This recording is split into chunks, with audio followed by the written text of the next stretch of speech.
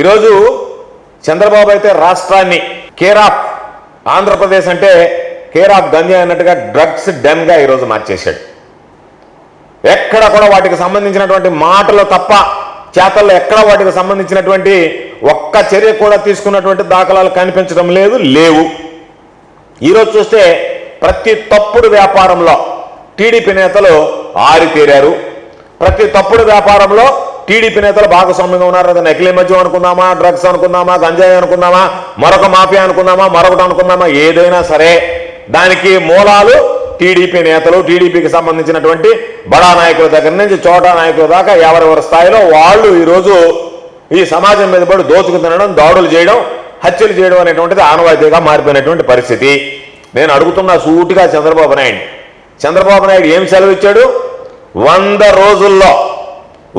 రోజుల్లో గంజాయి అనేటువంటి దాన్ని నిర్మూలన చేసేస్తాను ఈ రాష్ట్రంలో అని చెప్పి మాట్లాడాడు. అధికారంలోకి వచ్చి 550 రోజులైనా చంద్రబాబు గారు తమరు అధికారం వెలగబెడుతూ అధికారంలోకి వచ్చిన తర్వాత 100 రోజుల్లో పూర్తి చేస్తామని చెప్పారే. ఈరోజు 550 రోజులు అయ్యాయి తమరు అధికారంలోకి వచ్చి. గుర్తుందా? గుర్తు చేస్తున్నాను మీకు.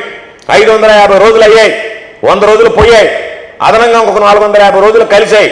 అయినా సరే ఈరోజు మీరు చెప్పినటువంటి విషయంలో ఎక్కడా కూడా ఒక్క అడుగు కూడా ముందుకు పడినటువంటి పరిస్థితి లేదు.